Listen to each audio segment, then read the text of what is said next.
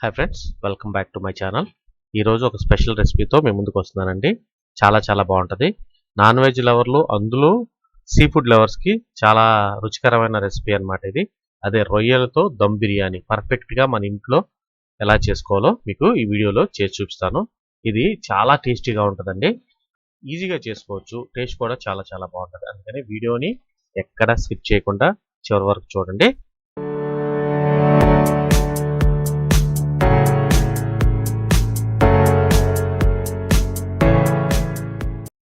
ఇప్పుడు మనం ప్రిపరేషన్ చూద్దాం. ముందుగా క్లీన్ చేసి పెట్టుకున్న రొయ్యలు అనమాట. ఈ రొయ్యలకి కంపల్సరీ నరం అనేది ఉంటుంది, అది తీసుకోవాలి. మనం తీసేసి చక్కగా క్లీన్ చేసి పెట్టుకున్న ఇవి ఒక 750 గ్రామ్స్ అనమాట, అంటే 3/4 kg రొయ్యలు అనమాట. వీటిని చక్కగా మనం ఇప్పుడు మ్యారినేషన్ చేద్దాం. మ్యారినేషన్లో ఏంటంటే వాటిలో ఉప్పు, పసుపు, కారం, కొద్దిగా నిమ్మకాయ రసం కూడా పిండుకొని చక్కగా ఈ మిశ్రమాన్ని బాగా కలిపేసుకుని సుమారుగా ఒక అరగంట సేపు మనం పక్కన పెట్టుకోవాలన్నమాట. ఇప్పుడు మనం ప్రిపేర్ చేసేది రొయ్యల దమ్ బిర్యానీ. చాలా సింపుల్గా ఉంటుందండి, అంటే చాలా ఈజీ వేలో చేసుకోవచ్చు. టేస్ట్ కూడా చాలా బాగుంటుంది. వీడియోని ఎక్కడ స్కిప్ చేయకుండా చివరి వరకు చూడండి.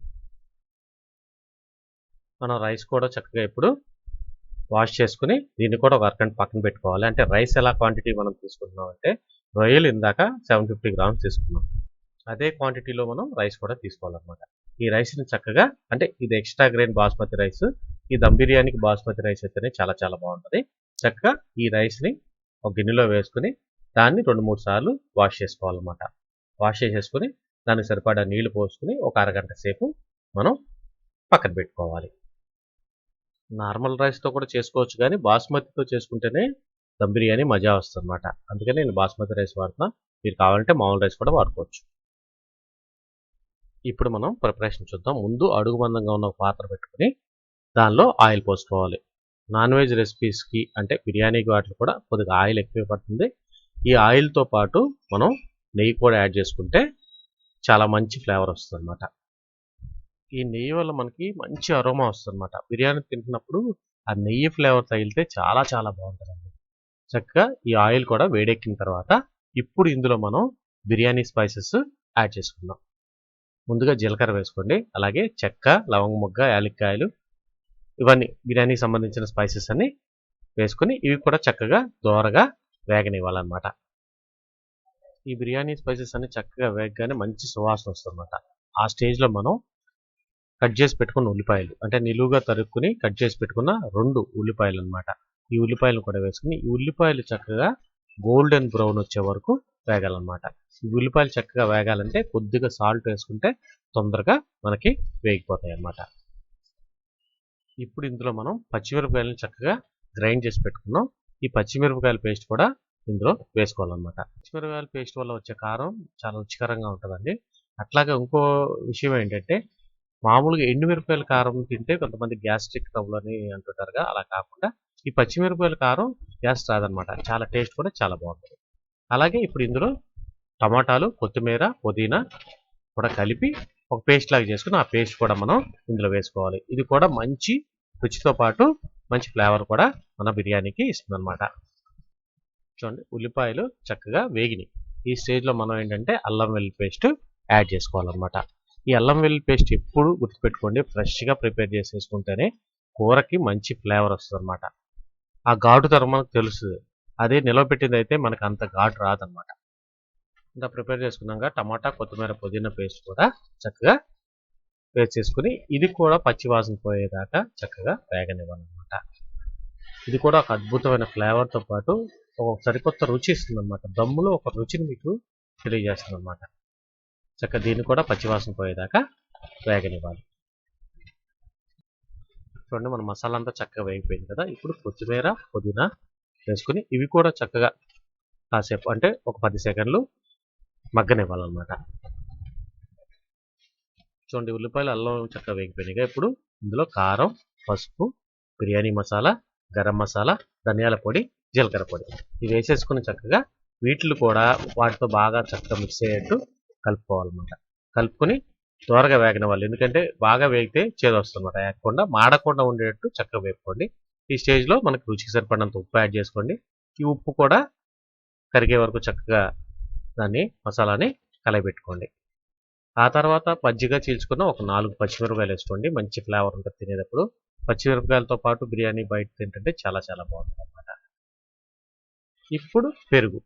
ఈ మసాలాలు మొత్తం వేగిపోయిన తర్వాతే పెరుగు వేయాలి. కానీ ఈ దమ్ బిర్యానీలో పెరుగు కూడా చాలా చాలా ఇంపార్టెంట్ అన్నమాట. అది గుర్తుపెట్టుకోవాలి. పెరుగు కంపల్సరీ వేయాలి. ఆ పెరుగు కూడా కొద్దిగా పులుపు ఉన్న పెరుగు అయితే చాలా, అంటే పులిసిన పెరుగు అంటారు కదా, అదైతే ఇంకా అద్భుతమైన ఫ్లేవర్ వస్తుందన్నమాట. చూడండి, ఈ మసాలా అంతా చక్కగా వేగిపోవాలన్నమాట. వేగిపోయి ఆయిల్ సైడ్ నుంచి పైకి వచ్చే వరకు కుక్ చేసుకోవాలన్నమాట.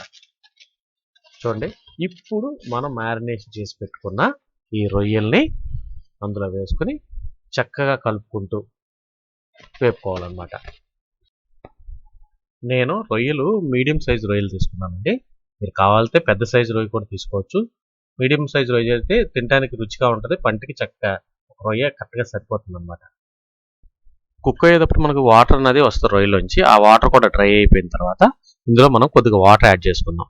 కొద్దిగా వాటర్ యాడ్ చేసుకుని దీన్ని మిశ్రమాన్ని చక్కగా ఒకసారి కలిపేసుకోవాలి. కలుపుకున్న తర్వాత దీన్ని ఏం చేయాలంటే ఆయిల్ పైకి తేలే వరకు, అంటే కుక్ అయ్యి మన ఆయిల్ పైకి తేలే వరకు దీన్ని మధ్య మధ్యలో కలుపుకుంటూ మనం కుక్ చేసుకోవాలన్నమాట. మూత పెట్టేసి చిన్న మంట మీద. చక్కగా కుక్ అయిపోయింది కదా, ఈ కన్సిస్టెన్సీ మనకి సరిపోద్ది. అంటే ఈ గ్రేవీ మనకి బిర్యానీకి సరిపోద్ది అనమాట. ఇప్పుడు స్టవ్ ఆఫ్ చేసి ఇది పక్కన పెట్టుకుందాం. ఇప్పుడు మనం ఎసరు పెట్టుకుందాం రైస్ కోసం. ఇందులో చెక్క, లవంగ మొక్క, కొత్తిమీర, పుదీనా, పచ్చిమిరపకాయలు, అలాగే రుచికి సరిపడినంత ఉప్పు. ఈ వాటర్లో కొద్దిగా ఆయిల్ కూడా యాడ్ చేసుకోవాలి. ఆయిల్ యాడ్ చేసుకోవడం వల్ల మనకి రైస్ అనేది చక్కగా ముద్ద ముద్దగా కాకుండా పులుకు పులుక చక్క విడివిడిగా ఉంటుందన్నమాట. ఈ ఒక్కసారి కలుపుకున్న తర్వాత ఈ నీళ్ళు ఎలా ఉండాలంటే సముద్రపు నీళ్ళలాగా ఉప్పగా ఉండాలి. ఇందులో ఇంకొకటి ఏంటంటే కొద్దిగా అల్లం వెల్లుల్లి పేస్ట్ కూడా యాడ్ చేసుకుంటే మంచి ఫ్లేవర్ వస్తుందన్నమాట. ఈ వాటర్కి రైస్ కూడా మంచి ఫ్లేవర్ వస్తుందన్నమాట. ఇవి చక్కగా మనకి ఒక పొంగు వచ్చే వరకు మసలనివ్వాలన్నమాట. చూడండి, వాటర్ చక్కగా మసులుతుంది కదా. ఇప్పుడు ఇందాక మనం అరగంట సేపు నానబెట్టుకున్న ఈ బాస్మతి రైస్ని ఇందులో మనం యాడ్ చేసుకోవాలన్నమాట. ఈ రైస్ ఎలా కుక్ అవ్వాలంటే అసలు మెయిన్ బిర్యానీకి రైస్ కుక్ చేయటమే చాలా ఇంపార్టెంట్ అన్నమాట. ఇప్పుడు మనం ఆల్రెడీ మన గ్రేవీని కుక్ చేసి పెట్టుకున్నాం కాబట్టి మనం ఏంటంటే ఈ రైస్ మనకి 80% కుక్ అవ్వాలి. మామూలుగా చికెన్ దమ్కి వాటికి ఏంటంటే మనం 50%, 40% అలా కుక్ చేసుకుని దమ్ పెట్టుకుంటాం. ఇది ఆల్రెడీ కుక్ అయిపోయింది కాబట్టి గ్రేవీ, దీని ఏంటంటే మనకి 80% ఆల్మోస్ట్ డన్ అనమాట. అప్పటి వరకు కుక్ చేసుకోవాలి. ఇప్పుడు ఇందాక మనం ప్రిపేర్ చేసుకున్నాం కదా ఈ మసాలాని ఒక బౌల్లోకి మనం తీసి పెట్టుకోవాలన్నమాట. అది ఎందుకు ఏంటి అనేది మీకు ముందు చెప్తాను. చూడండి, ఈ గ్రేవీని చక్కగా కుక్ అయిన ఈ గ్రేవీని మనం ఒక బౌల్లో తీసి మనం పక్కన పెట్టుకుందాం అనమాట.